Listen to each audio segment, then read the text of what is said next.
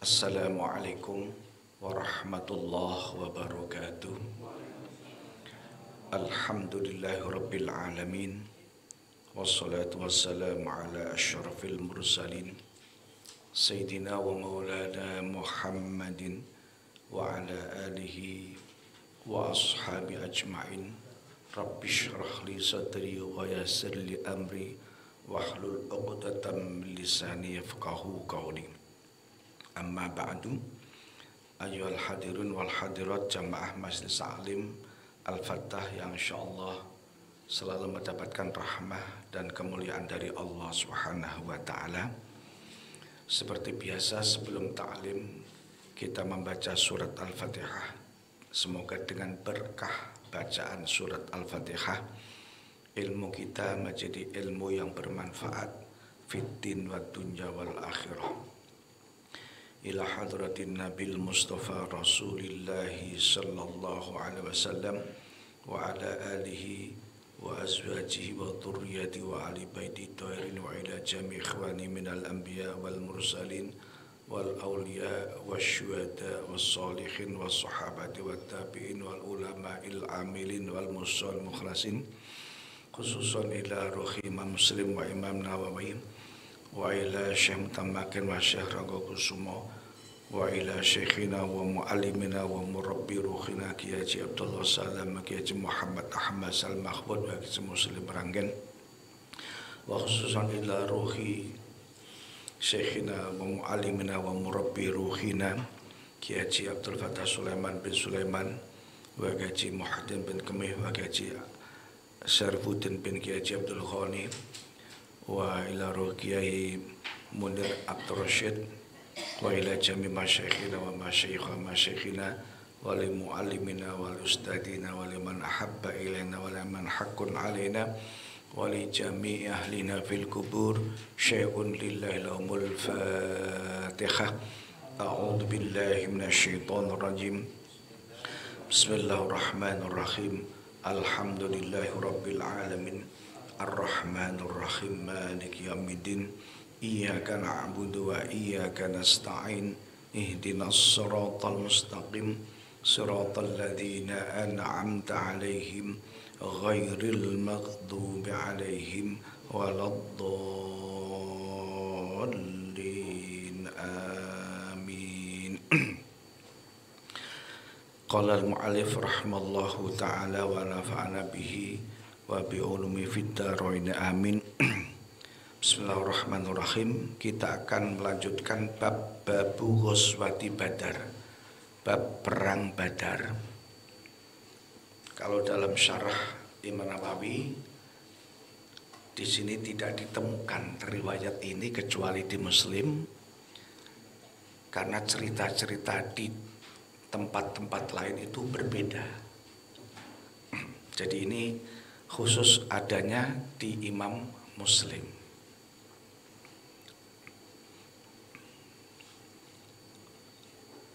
Hadis 1779. Haddatsana Abu Bakar bin Abi Syaibah.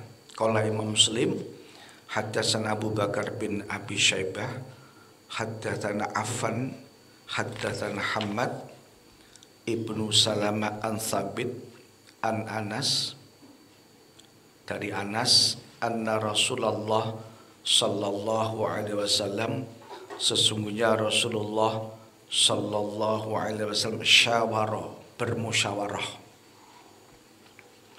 Sesungguhnya Rasulullah sallallahu alaihi wasallam bermusyawarah. Bermusyawarahnya dalam rangka apa? Khina balagho, tatkala nyampe hu ing Rasulullah, apa yang nyampe? Berita tentang iqbalu Abi Sofyan, tentang kedatangan Abu Sofyan bin Harb. Ini kan ceritanya perang Badar itu dimulai dari kafilah dagang orang-orang Quraisy ke negeri Syam. Kebetulan lewatnya itu di pinggiran kota Madinah. yang dipimpin oleh Abu Sufyan bin Harb dengan membawa 1.000 unta dan membawa komoditas dagang itu diperkirakan ada nilainya 5.000 dinar. 5.000 dinar kalau sekarang kira-kira ya 500 juta ya, setengah M lah gitu.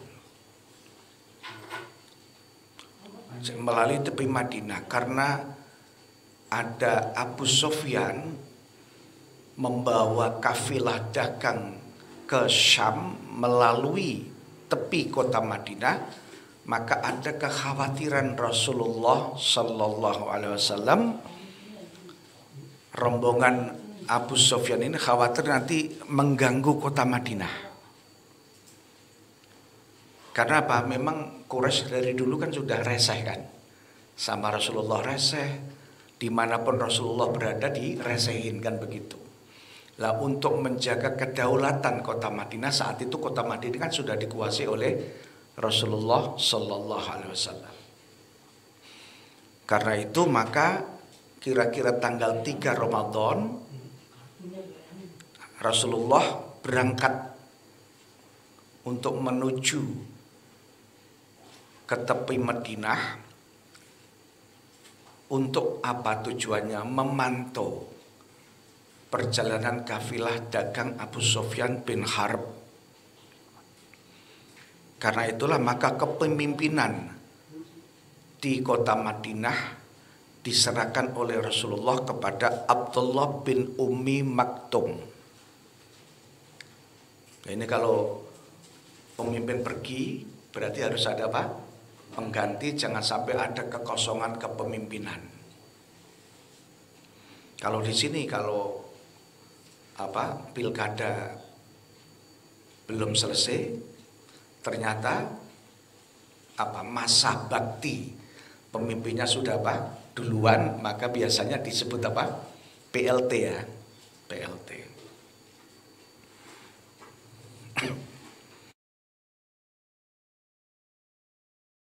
Rombongan diperkirakan ada 313 tentara, para sahabat yang diajak. Beliau didampingi atau diikuti oleh Ali bin Abi Thalib dan Marthad yang menggunakan 1 unta. Jadi 2 orang, 1 unta dinaikin 2 orang. Kalau kafilah dagang mereka kan karena orang kaya, punya peralatan lengkap, duitnya juga banyak, sampai membawa 1.000 unta. Juga diikuti oleh Sayyidina Abu Bakar, Sayyidina Umar, dan Abdurrahman bin Auf. Ini pun 1 unta, bertiga.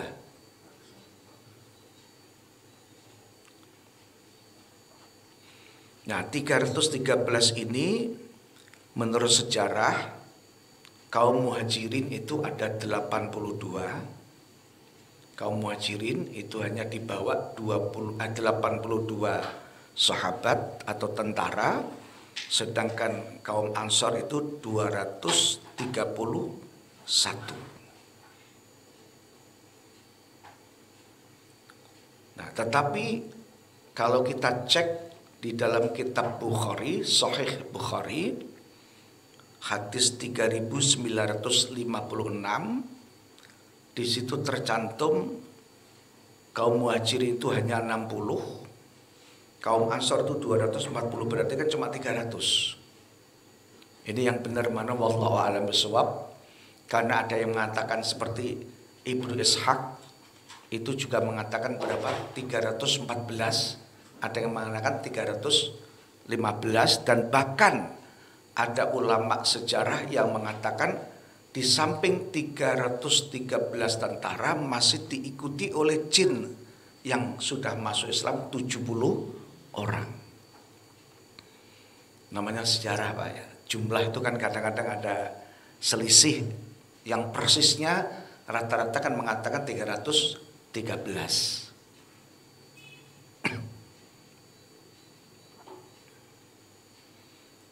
Nah, ketika ini kan cerita Rasulullah bermusyawarah, karena apa?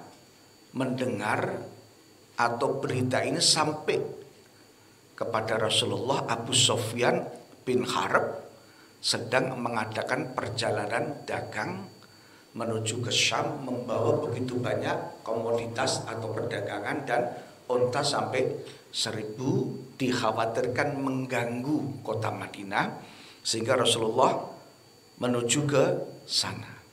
Nah, saat sampai dekat dusun namanya Sofra,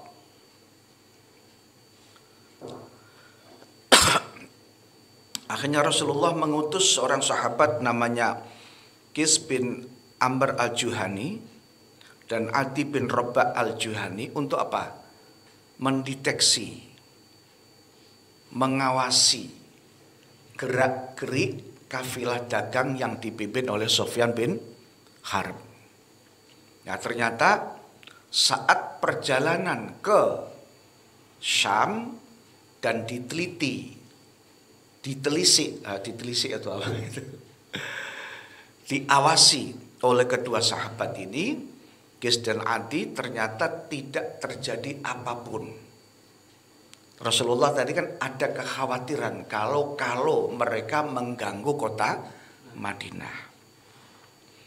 Nah, ternyata ketika dia pulang dari dagang dari negara Syam, Abu Sufyan itu mendengar kalau Rasulullah itu membawa tentaranya untuk mengawasi mereka. Nah, ini mulai darahnya panas. Darahnya mendidih. Wah, ini Muhammad ngajak duel atau gimana ini? Kasarnya begitu, Pak, ya. Jangan dianggap omongan saya benar. Ini hanya sekedar menggambarkan.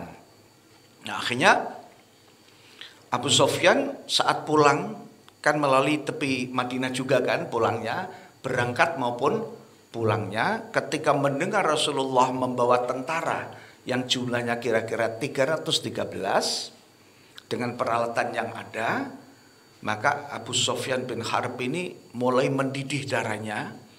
Wah, ini berarti Muhammad ngajak ini nih. Dia punya tentara berapa sih? Sok jagoan, kasarnya begitulah. Ya, akhirnya Abu Sufyan ketika mendengar itu langsung dia menyuruh orang namanya Damdam bin Amr al-Ghifari. Damdam, kamu pergi ke Mekah cepat-cepat duluan, kasih tahu itu para ketua-ketua suku kalau Muhammad ini mau menghadangku. Wah, ini masalahnya begitu.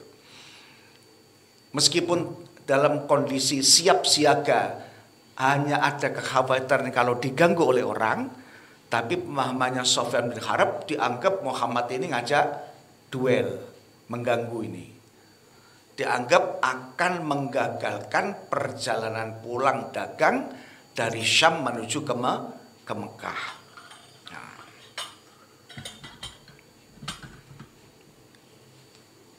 Nah, setelah disuruh itu, bergeraklah orang-orang kafir Quraisy karena mendengar kalau Abu Sufyan bin Harb dan rombongannya itu akan diusik oleh Nabi Muhammad dan tentaranya, maka mereka siap, Pak. Ini terjadi sekarang juga kan, Pak? Nggak ada yang ngusik, nggak ada apa, tapi beritanya apa? Mengusik, akhirnya pada siap-siap tawuran kan begitu, Pak, ya? Itu gara-gara apa? Al-lisan. Makanya kita disuruh khifdul lisan. Padahal Rasulullah hanya siap-siap jangan sampai kota Madinah diganggu. Itu doang sebetulnya. Gitu. Karena itulah terjadi sebuah persepsi yang salah, miskomunikasi, sehingga beritanya seolah-olah Nabi Muhammad sudah menyerang kafilah dagang Abu Sufyan bin Harb. Itu. Sama dengan di sinilah anak muda sama anak muda lagi cekcok. Tahu-tahu bilang apa? Yang satu bilang sama temannya, tuh teman kita dipukulin. Akhirnya terjadi apa? Bentrok antar anak-anak muda. Naudzubillah min dzalik ini. Nah, kita yang ngaji jangan sampai kayak begitu, Pak. Kalau ada berita ditabayun dulu, diteliti dulu kebenarannya. Nah, akhirnya digerakkan itu semua apa namanya? Semua tentara yang jumlahnya berapa? Hampir 1000 apa? 1000 tentara untuk membantu Abu Sufyan bin Harb beserta kafilah dagangnya. Nah, ternyata Abu Lahab, ya, Abu Lahab itu sebagai kepala suku nggak berani, Pak. Takut. Apakah takutnya karena daripada musuh dengan apa? Ponakannya sendiri atau gimana? Karena Abu Lahab kan pamannya Rasul kan? Ya. Itu. Ya ini nggak tahu, yang jelas Abu Lahab dalam sejarah itu digambarkan dia ketakutan. Karena dia takut, akhirnya dia menyuruh orang yang namanya As bin Hisham untuk mewakilinya. Sama dengan bapak kalau tidak mau ronda, menyuruh orang untuk mewakili ronda, dibayar. Bayarannya berapa, Pak? 4.000 dirham. As bin Hisham dibayar 4.000 dirham oleh Abu Lahab untuk mewakili berangkat menuju ke rombongannya apa? Abu Sufyan bin Harb. Lah kebetulan memang As bin Hisham ini mempunyai utang kepada Abu Lahab, jadi impas, Pak. Utang impas. Kalau di sinetron kalau impasnya gara-gara juragan kepengen dapat anaknya gitu kan. Bapak ibunya utang. Kalau anakmu mau tak nikahin, impas. Kalau ini, kamu mau nggak mewakili saya untuk perang melawan Muhammad? Tapi dengan catatan utangmu yang 4.000 dirham lunas. Ya, As bin Hisham langsung berangkat. Namanya lunas gimana sih? Mikirin utang nggak kebayar-bayar, ternyata ada perjanjian untuk mewakili menjadi apa? Lunas. Itu. Dan peristiwanya perang ini kan akhirnya kira-kira kan tanggal 17 Ramadan kan. Kurang lebihnya, meskipun persiapannya dari 3 Ramadan. Ini perang Badar yang dahsyat sekali karena gampangnya 1 melawan apa? 3. 1 melawan 3.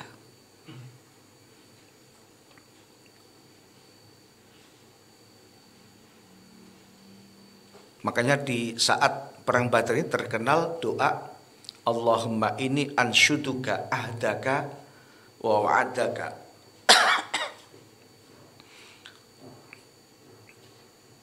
Allahumma in syi'ta la tu'bad. Ya Allah, hamba menuntut ini apa? Memohonlah, tunaikanlah janjimu. Jika engkau mengendaki aku kalah, kami ini kalah, maka engkau tidak akan ada yang menyembahnya. Ini doa ini digunakan di Pilpres kan begitu kan, Pak? Padahal ini di perang Badar yang betul-betul antara orang kafir dengan orang Muslim yang betul-betul murni. Gitu.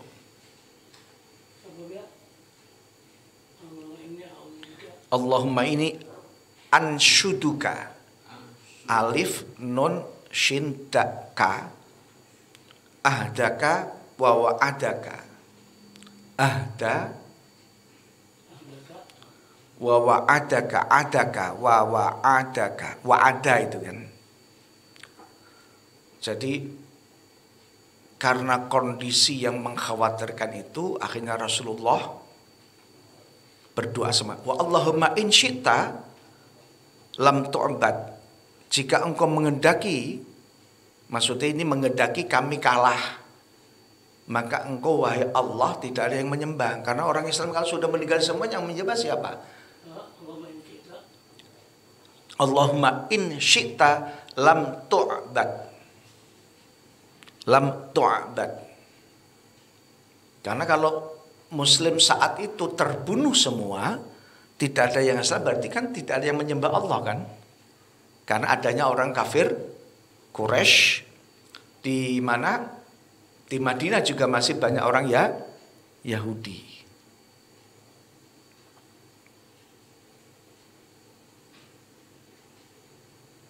Jadi peristiwa terjadinya apa? Perang Badar yang alhamdulillah doa Rasul dikabulkan oleh Allah.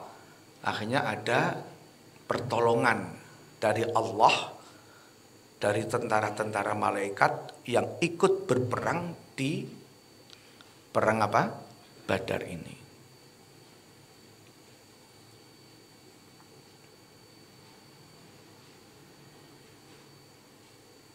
Sampai-sampai dalam sejarah yang lain Rasulullah itu persiapannya begitu matang sampai mempersiapkan apa, membariskan tentaranya, mengatur strategi nanti gimana caranya menghadapi 1 banding 3 tentara. 1 tentara melawan 3 tentara. Strateginya begitu rapi, tapi kemenangan Rasulullah tetap atas pertolongan dari Allah Subhanahu wa ta'ala. Tetapi ikhtiar itu wajib. Kalau orang yang nggak ikhtiar, bagaimana Allah menolong, kan begitu kan? Bagaimana Allah menolong hambanya kalau hambanya menjauh dari Allah? Nggak mungkin kan? Kalau kita menjauh, cara menolongnya gimana, kan susah.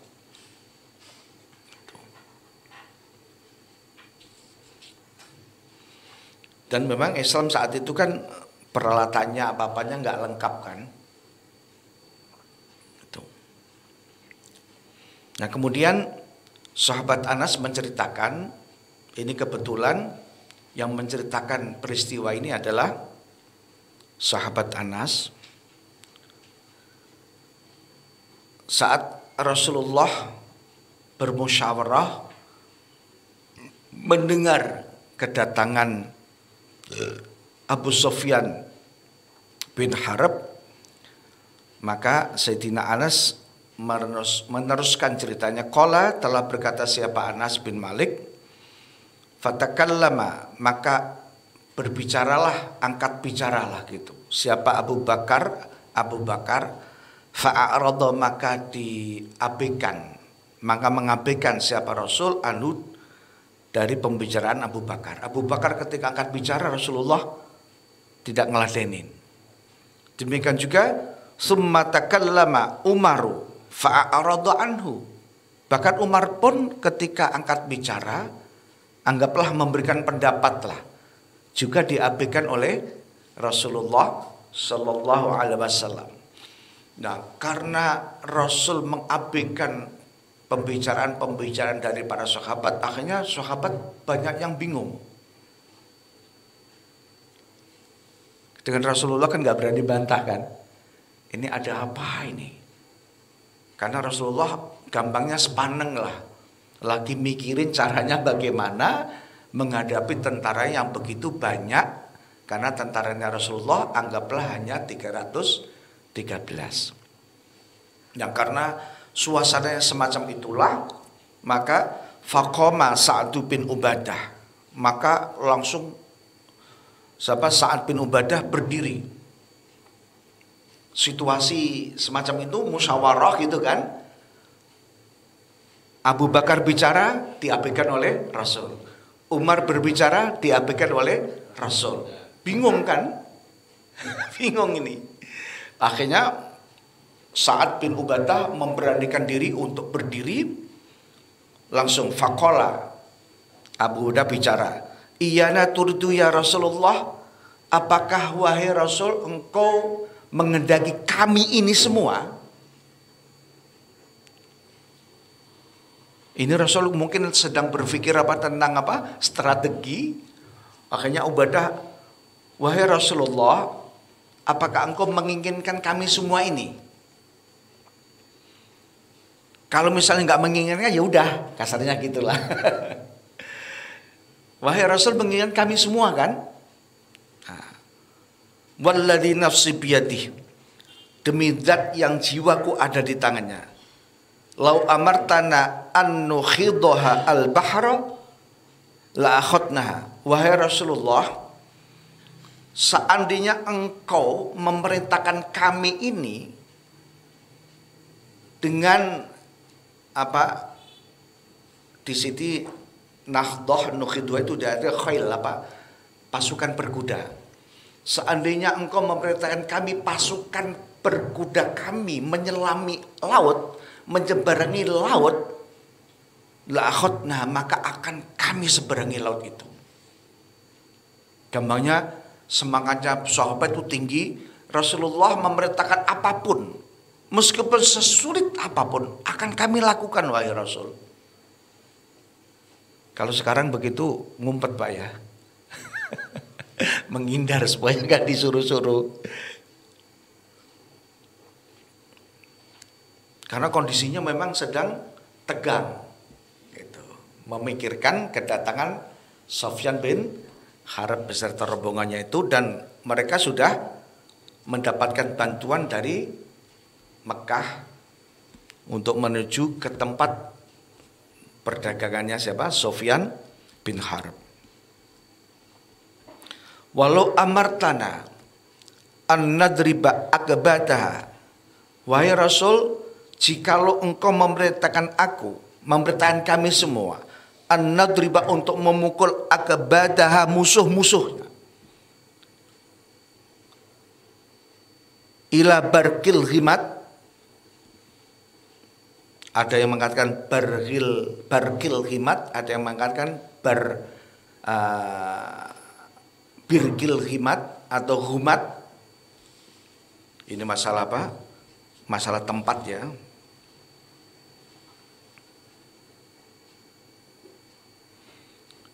Barkil himat itu tempatnya kira-kira di belakang kota Mekah, yang bila berjalan tuh kira-kira 5 hari lah gitu, 5 malam, bi khamsi layalin. Maksudnya kalau engkau memerintahkan kami untuk memukul mundur tentara-tentara musuh sampai ke Barkil Himat, aku pun sanggup ya Rasul.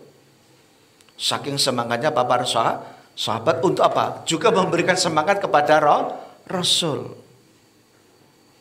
Padahal Rasul sedang berpikir mencari strategi yang terbaik untuk menghadapi musuh ini.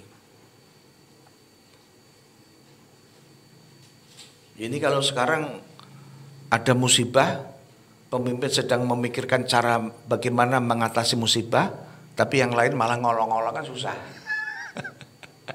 Bukan membantu bagaimana supaya musibah ini bisa terselesaikan ya dengan baik, sehingga yang terkena musibah bisa diselamatkan.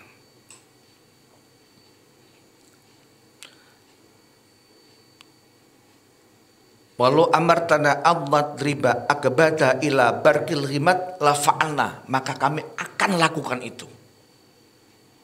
Gambarnya sahabat sudah siap. Wahai Rasul, engkau akan memerintahkan kami suruh apa? Kami akan laksanakan semua perintahmu. Kasarnya begitu Pak. Apapun yang engkau perintahkan kepada kami, kami siap untuk melaksanakan. Meskipun taruhannya nyawa. Karena memang sahabat ketaatannya kepada Rasul kan enggak bisa diragukan lagi. Masya Allah. Kemudian qala, Anas melanjutkan ceritanya, karena ada ungkapan dari Sa'ad bin Ubadah semacam itu, maka Rasul fanadaba Rasulullah sallallahu alaihi wasallam, maka Rasulullah mengumpulkan, mengajak semua sahabat. Anas di sini maksudnya sahabat. Fanadaba mengumpulkan atau mengajak siapa Rasulullah sallallahu alaihi wasallam ing sahabat. Maka sahabat semua diajak kumpul. Diajak kumpul, kemudian fantalaku hatta nazalu badaron. Dan mereka ketika kumpul bareng-bareng pergi menuju ke dekat tempat yang disebut dengan Badar. Badar itu tempat air ya. Gitu. Ya ini bismillah, sudah musyawarah. Para sahabat punya semangat yang tinggi, apapun yang diperintahkan oleh Rasulullah mereka akan melaksanakan, tugas sesulit apapun tidak masalah bagi mereka. Maka Rasulullah mengajak, ayo Gampangnya yuk, kalau begitu kita kumpul semua, berangkat menuju Badar. Nah, saat di Badar, wawarodat alaihim rawaya Quraisy, maka para sahabat itu Anas menemukan rawaya Quraisy, menemukan orang-orang pencari air, tapi ketika mencari air ini digunakan untuk orang-orang Mekah, orang-orang Quraisy, orang-orang yang mau berperang tadi. Karena memang namanya padang pasir kan airnya susah. Lah di Badar ini tempat air gitu loh. Lah mereka ada seruan dari tentara kafir Quraisy untuk mengambil air sebagai logistik minuman. Nah, dari sekian rombongan orang-orang yang mencari air ini, wafihim, dan ikut di dalam rombongan itu, gulamun, ada seseorang, aswatu yang hitam pekat, libanil Hajjaj, yaitu budak milik Bani Hajjaj. Di dalam rombongan orang-orang yang mencari air paling-paling kan memang budak-budak kan, nggak mungkin tentara mencari air. Budak-budak disuruh mencari air untuk apa? Untuk dikirim kepada tentara kafir Quraisy. Dan di dalam rombongan orang-orang pencari itu ada seorang budak yang hitam yang dimiliki oleh Bani al-Hajjaj. Nah, karena tahu itu, maka apa yang dilakukan oleh para sahabat, fa'akhaduhu, maka mereka para sahabat menangkap, fa'akhadu, maka menangkap siapa para sahabat, kepada Hulam tadi, budak tadi. Wah, ini tangkap aja ini, budak hitam tangkap aja ini. Untuk apa? Diinterogasi. Fakana ashabu Rasulillahi sallallahu alaihi wasallam, maka ada siapa para sahabat Rasul, yas'alunahu, bertanya kepada budak itu. Gampangnya menginterogasi budak tersebut. Ditangkap budak yang paling hitam di antara budak-budak yang lain, kemudian diinterogasi oleh para sahabat Nabi Muhammad sallallahu alaihi wasallam. Diinterogasinya dalam hal apa? An Abi Sufyan wa ashabi, tentang keberadaan Abu Sufyan bin Harb dan tentaranya. Mestinya dia kan harus tahu dong, karena dia suruhan tentara-tentara kafir Quraisy untuk mencari air, digunakan sebagai minum para tentara. Mesti tahu, ini dugaan para sahabat yang menangkap budak tersebut. Nah, ketika ditanya oleh para sahabat tadi tentang keberadaan Sufyan dan para tentaranya, apa jawab Hulam tadi? Fayaqulu, maka telah berkata atau menjawab siapa Hulam, mali, itu tidak ada bagiku ilmun utawi ilmu bi Abi Sufyan. Aku tidak tahu tentang Abu Sufyan. Kira-kira sahabat terima enggak, Pak?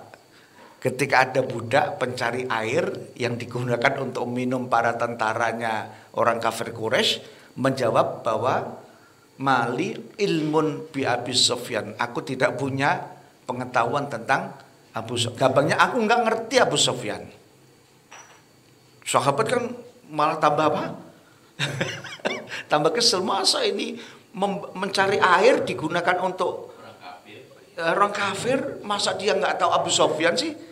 Padahal Abu Sufyan itu kan orang terkenal, masyhur di kalangan kafir Quraisy. Masa dia sebagai budak nggak kenal sih?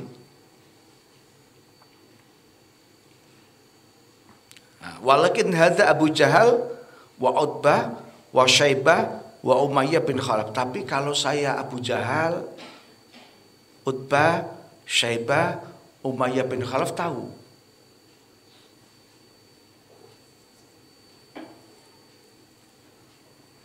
Nah, faida qala dzalika, maka ketika qala menjawab siapa Hulam dzalika terhadap pertanyaan tersebut, mengatakan mali ilmun bi Abi Sufyan, apa yang dilakukan oleh para sahabat, darabuh, maka dia pukul itu. Ini polisi juga sama kan? Kalau interogasi interogasi dan polisi punya dugaan kuat bahwa yang diinterogasi itu pasti tahu, maka dia apa? Dikebukin sampai ngaku gitu loh. Masya Allah. Ini ternyata sahabat juga melakukan semacam itu kan? Karena sahabat yakin seyakin-yakinnya bahwa budak ini pasti mengenal namanya Abu Sufyan. Orang dia termasuk salah satu orang yang mencari apa? Air tadi.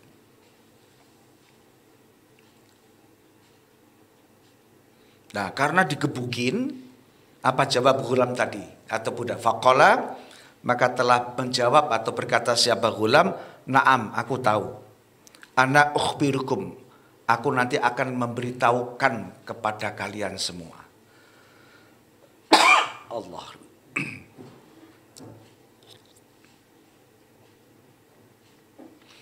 Hadza Abu Sufyan. Dia hanya mengatakan ini Abu Sufyan, tapi dia tidak menjelaskan lagi. Abu Sufyan ada di mana, tentaranya berapa, anunya berapa, enggak menjawab lagi. Faida tarakuhu, maka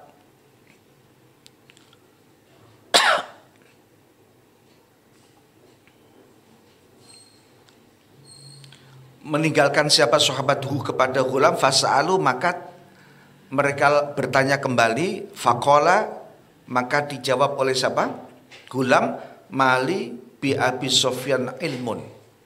Nah, ketika habis dipukulin, bilangnya apa? Oke, aku nanti akan memberitahukan dengan masalah Abu Sufyan. Tapi ketika sahabat diem, nggak nanya lagi, mengabaikan itu, tahu-tahu sahabat bertanya lagi, menginterogasi lagi, tetap jawabannya, saya tidak tahu Abu Sufyan. Padahal tadi kan ngomongnya, na'am, ana ukhbirukum, kan begitu kan? Tapi ternyata ketika sahabat diem, terus kemudian ditanya lagi, jawabannya tetap mali ilmun bi Abi Sufyan. Jawabannya tetap begitu. Seperti di atas, walakin hada Abu Jahal wa Utbah wa Syaibah wa Umayyah bin Khalaf finnas. Yang mungkin bisa jadi memang dia tidak tahu tentang Abu Sufyan bin Harb. Dia tahunya adalah Abu Jahal, Utbah, Syaibah, Umayyah itu. Bisa jadi begitu kan? Karena nanti hadis berikutnya begitu. Dia memang betul-betul tidak tahu tentang Abu Sufyan. Namanya budak itu kan kadang-kadang di dalam. Kemudian informasi-informasi kan belum tentu dia kuasai kan Pak. Sama dengan mbak-mbak kita di rumah, nggak pernah pergi misalnya, perginya hanya belanja, ternyata ditanya, Menteri Keuangan siapa? Bingung, nggak bisa jawab. Bisa jadi begitu gitu loh. Faida qala hadza aidan darbuhu, maka tatkala Ghulam itu menjawab seperti ini lagi, fadarabu, maka dipukul lagi. Dipukul lagi. Iya, dipukul lagi. Ya, polisi kan juga begitu sekarang begini kan. Memukulnya bukan sekali dua kali kan, nggak ngaku, sikat. Diemin dulu kan? Sampai ngaku. Diemin dulu, suruh makan dulu, apa dulu gitu kan? Udah, diemin. Ditanya lagi, nggak tahu lagi, sikat lagi.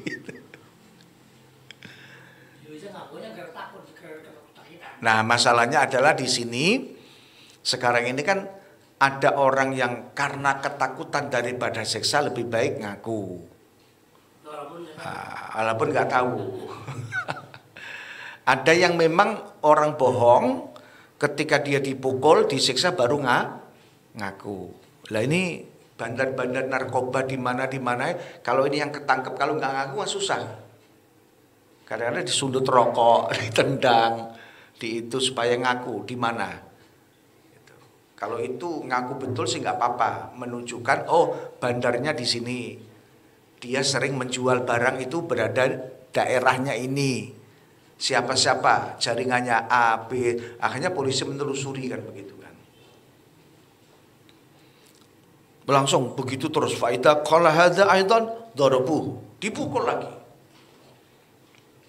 Tapi apa yang terjadi saat sahabat itu meninterogasi budak yang hitam pekat tadi dan selalu dipukul ketika menjawab tidak tahu, wa Rasulullah utawi Rasulullah itu qaimun, itu sedang berdiri yusolli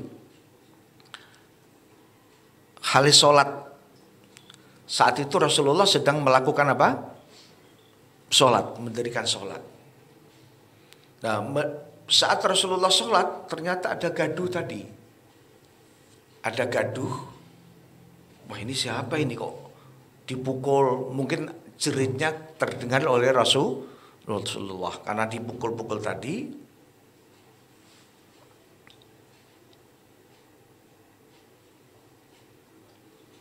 Apa yang dilakukan Rasul? Falamma ra'a, maka tatkala melihat siapa Rasul dalika tentang peristiwa itu, maka insarafa, cepat-cepat menyelesaikan itu sholatnya.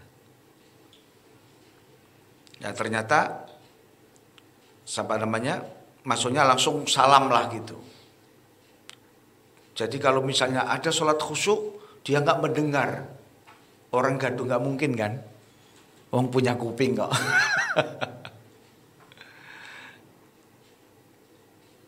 Bagaimanapun sholat sekhusyuk apapun Allahu Akbar, ternyata samping kanan samping kiri ada kegaduhan, kita tetap dengar nggak Pak? Dengar, cuma masalahnya hati kita tertata nggak ketika ada gaduh itu, tetap kita khudur kepada Allah apa tidak, gitu doang masalahnya kan. Tapi kalau dengar tetap dengar. Ini Rasulullah dengar ini kegaduhan ini, maka insarafa salama min sholatihi, makanya Rasulullah bersalam dari sholatnya. Nah, fafi istighbabu takhfifiya ida arda amrin fi asna'iha. Makanya di sini sampai menjadi hukum dibolehkannya untuk takhfif itu mempercepat, meringankan sholatnya itu ketika ada sesuatu yang sangat penting. Gitu. Jadi ketika kita sholat karena ada yang penting, akhirnya sholatnya diringankan, dicepetin lah begitu. Karena Rasulullah kalau sholat munfarid kan bacaannya kan subhanallah kan, panjang sekali kan. Ya tapi ini ditakhfifkan, diringankan karena mendengar kegaduhan tadi. Nah, karena Rasulullah melakukan ini, maka ulama mengambil sebuah hukum diperbolehkan untuk mentakhfif, meringankan di tengah-tengah sholat tadi. Asalnya sholat 2 rakaat pas duhur betul-betul lama, ternyata ada kegaduhan, maka rakaat berapa? Ketiga sama keempat dipercepat supaya assalamualaikum terus bisa datang ke tempat kegaduhan itu ada apa ini. Cuma ini masalahnya kan pernah cerita, nggak tahu di mana itu ada yang cerita ketika sholat Jumat sudah Allahu Akbar, Bismillahirrahmanirrahim, ternyata ada maling motor, sholatnya hampir bubar semua. Boleh itu. Ini kadang-kadang pada nggak tahu. Seharusnya yang bubar ada berapa orang, yang penting sholat Jumat itu yang wajibnya untuk mengikuti jamaah kan minimal 1 rakaat. Kan begitu kan. Ini ada yang begitu langsung bubar semua. Mestinya bubar 5 orang lah, 1 orang masa melawan jamaah segitu banyaknya di masjid. Udah begitu biasanya apa Pak? Saking emosinya membakar kan. Rata-rata kan begitu kan. Tapi mengakunya muslim. Tapi ketika ada orang mencuri dibakar. Na'udzubillah min dalik gitu. Kalau ini kan Rasulullah mendengarnya kan hanya digebukin gitu kan, supaya ngaku dan supaya menceritakan keberadaan Abu Sufyan dan tentaranya. Nah, karena Rasulullah cepat-cepat tadi, qala maka telah bersabda siapa Rasulullah sallallahu alaihi wasallam, walladzi nafsi biyadi, demi zat yang jiwaku ada di latat ribuhu, kalian telah memukul dia ida sodakakum, ketika dia itu berkata benar kepada kalian. Betul-betul berarti betul-betul dia tidak tahu. Watat rukuhu, dan engkau tidak memukulnya ida kadzabakum, tatkala kadzaba berdusta siapa gulam kum kepada kalian. Berarti kalau saya menyimpulkan ini, semoga saya tidak salah, kalau salah mohon maaf, berarti memang gulam ini betul-betul tidak paham siapa itu Sufyan bin Harb dan tentaranya berada di mana, karena dia hanya bertugas mencari apa? Mencari air. Ya kalau sekarang modelnya jomos gimana sih Pak? Jomos disuruh, kan suruh, habis itu ngasih.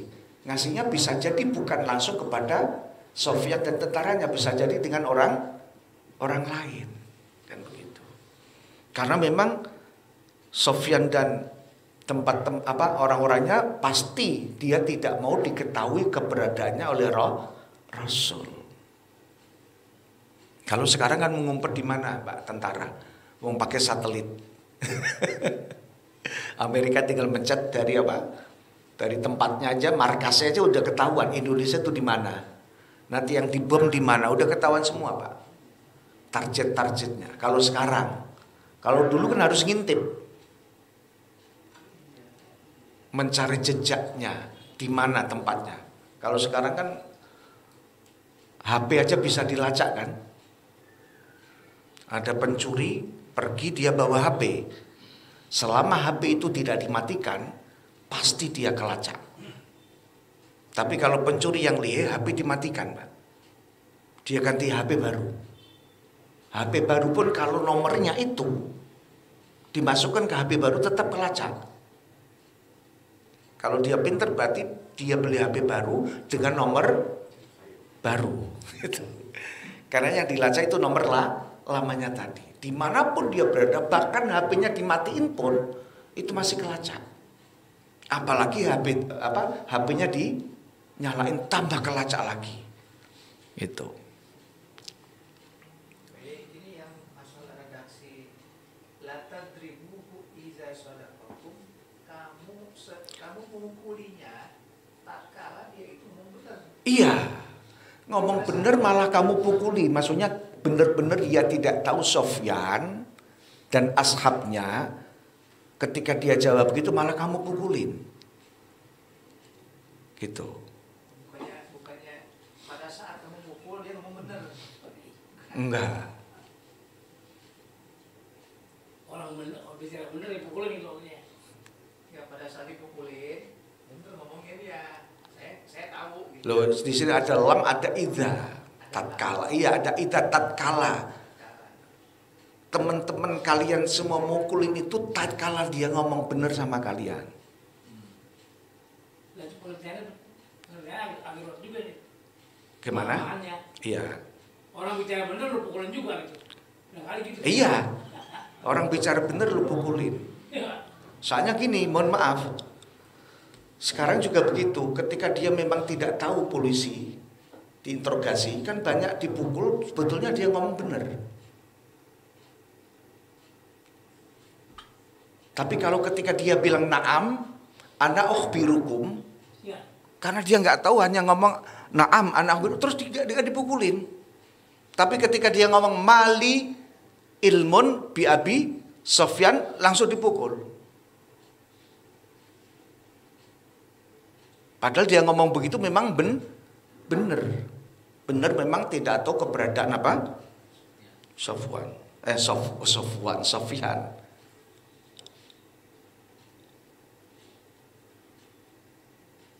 Yang namanya kacung barangkali ya. Kan tugasnya ngambil air doang kan.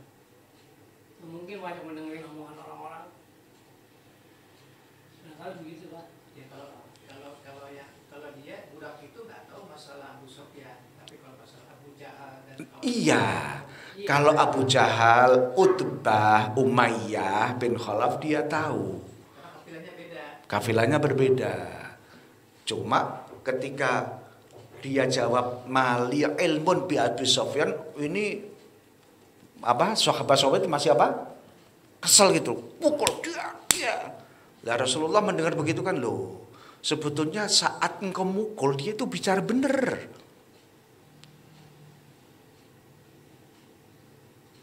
Itu loh. Karena dia kesakitan mukulin. Akhirnya dia naam. Akhirnya kan naam. Dia dipukul. Naam. Hada Sufyan. Naam. Ana ukhbirukum hada Sufyan. Tapi hada Sufyan doang. Iya. Dia nggak terusin di mana. Tata rokok dia kan tata rokok aja. Lah ketika didiemin nggak di itu karena dia cerita yang lain. Padahal saat itu dia karena Pak dia bilang naam, ana ukhbirukum hada Sufyan. Kan terus sahabat kan masih apa? Penasaran, wah ini bener ini. Tinggal lihat enggak bisa dipukul nih. Padahal saat itu dia memang bohongnya apa? Dia memang nggak tahu. Tapi karena dipukuli sakit akhirnya kan iya Pak polisi udah tak kasih tahu lah daripada saya benjol. Daripada benjol.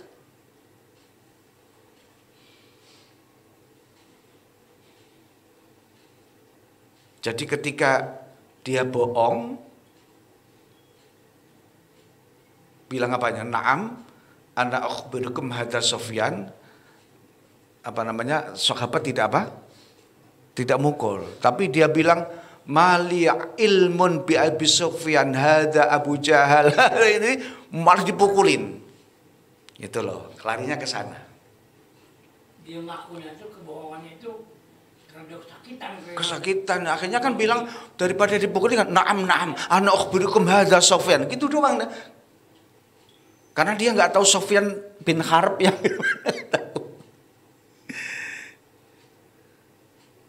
ini banyak kan orang sekarang juga begitu kan ketika dipukulin asal ngaku.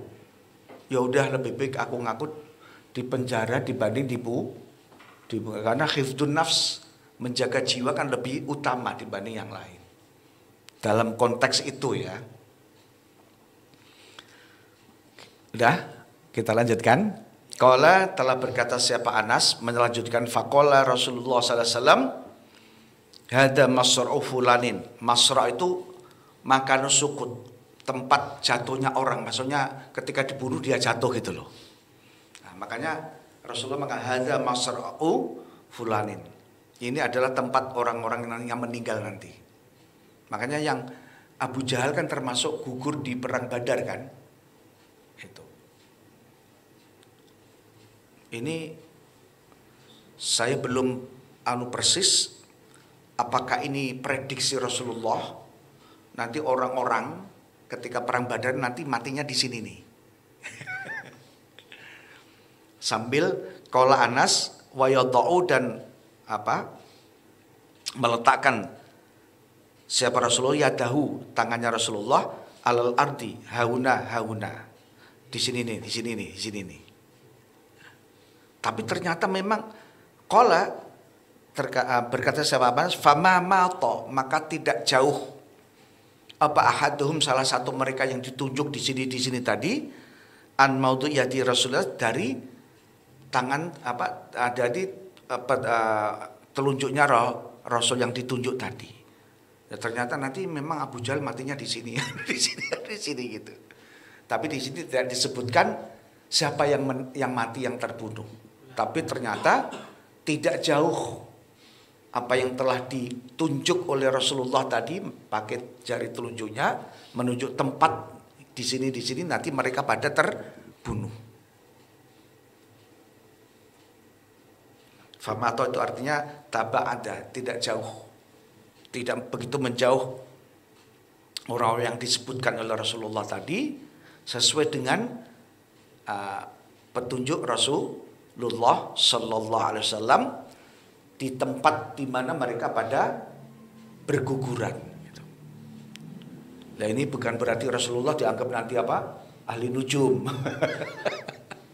Ini yang khawatir kan di situ kan, Pak. Gara-gara Rasulullah ini nih. Hadza masrafu fulanin. Ini nanti tempatnya orang-orang yang meninggal, yang terbunuh gitu. Nah, ternyata setelah perang Badar selesai, memang sebagian mereka yang ditunjuk oleh Rasulullah di tempat ini tidak jauh berbeda dari apa yang telah ditunjuk oleh Rasul. Jadi Rasul sudah tahu ya bahwa siapa saja yang mati dan di mana sudah tahu. Sudah tahu. Bahwa menang pun sudah tahu. Iyalah, itu kan sudah, karena sudah Rasulullah sudah berkomunikasi kepada Allah. Kemudian Allah pun sudah menjanjikan kepada Rasul akan mengirimkan ribuan malaikat untuk membantu beliau. Nah, di perang Hunain juga tidak begitu. Rasulullah tidak pernah memberitahu kepada sahabat kan. Bahkan ada di perang apa itu sahabat sampai bingung loh. Aku belum mukul dia udah jatuh. Aku belum ini dia udah jatuh. Seperti itu kan. Karena dia nggak ngeh. Di samping kanan kirinya adalah para malaikat yang menunggang kuda putih untuk membantu mereka membunuh mereka semua. Jadi sahabat tentara belum apa-apa di depan dia loh, tahu jatuh. Jatuh kebakar lagi. Jatuh kebakar. Ini ada apa ini? Nah, baru tahunya itu setelah selesai diberitahu oleh Rasulullah bahwa tadi ada malaikat-malaikat yang membantu kita. Insyaallah. Itu kalau Rasul, kalau kita nggak tahu lebih sewak. Sudah ketemu sama penciptanya sih. Makanya ini kan dibuat kesimpulan, selama kita dekat kepada Allah, menjadi kekasih Allah, namanya kekasih gimana sih? Minta apa dikasihkan, Pak? Kita punya cewek, kita sayang sekali. Kira-kira cewek minta pesawat dikasih pesawat nggak? Kalau punya duit. Ketika ada kekasih Allah, minta apapun kan, tinggal kun fayakun dah kan, selesai masalahnya. Makanya ketika sekarang ada wali, ketika bicara menjadi sebuah kenyataan, karena beliau saking dekatnya kepada Allah, saat dia berucap, saat itu Allah kun fayakun. Bukan dibantu jin tomang, jin epret, bukan. Bapak dekat presiden, sangat dekat sekali. Dan menjadi kepercayaan Bapak Presiden. Terus ngomong, Pak Presiden, keluarga saya kepingin, ya udah beliin aja, kan begitu. Karena Pak, kita sudah dipercaya. Nggak usah presiden, ini ada teman saya, saudara lagi, dipercaya oleh Cina, Pak. Dipercaya betul. Ucapan dia apapun itu diturutin, nggak ada yang nggak diturutin. Sampai menjadi kaya. Kenapa? Sudah dipercaya. Dan menjadi ini bukan kekasih enggak, kepercayaan. Kalau Allah sudah percaya kepada hambanya menjadi kekasihnya, kan hambanya baru merengek dikit, Allah sudah tahu kan ini keinginannya apa ini. Baru dalam hati saja, ini orang datang ke tempatku minta apa ini, ya Allah mohon diberikan petunjuk. Tahu dah, lu datang ke sini mau nyoba gua ya. Bukan kayak sekarang, tim sesnya disuruh ke bawah, dia berada di gunung, ditanya Bapak mau kemana? Oh mau ke ke Abah ini, keperluannya apa? Ditelepon, Bah ini orang namanya ini, nanti kalau ketemu Abah keperluan begini, dia ketemu, oh Bapak ke sini begini. Akhirnya kan kaget loh, Abah kata tahu ya. Itu karena lewat apa namanya? Komunikator tadi kan. Kalau wali Allah kan tidak ada yang begitu. Makanya zaman dulu namanya murid disuruh ke seperti ke Abah Demyati ya. Ketika disuruh ke Jawa itu kan dulu memang ada telepon, Mbak. Nggak ada telepon kan? Tapi ternyata ketika oh iya, saya udah tahu tadi gurumu sudah ngomong sama saya. Kapan ngomongnya, Pak? Jaraknya padahal ribuan kilo. Ayo, yang bicara mata batin karena dikasyaf oleh Allah Subhanahu Wa Taala. Kalau sekarang enak pakai HP kan selesai kan masalahnya. Kalau dulu gimana? Kok tahu gitu loh? Tahu. Sama dengan ketika Ki Wahab Hasbullah belajar ke tempat Mbah Ki Khalil, diusir-usir. Ngapain lu macan ke sini? Karena Mbah Khalil udah tahu ini orang ini macan ini, macan beneran gitu. Itu. Seperti itulah. Wallahu alam bisawab. Kita insyaallah lanjutkan minggu depan babu fathi Makkah. Assalamualaikum warahmatullahi wabarakatuh. Ini yang doa Pak Taufik berarti ini. Ini mohon maaf ini agak jauh ini. Insyaallah Rabbi.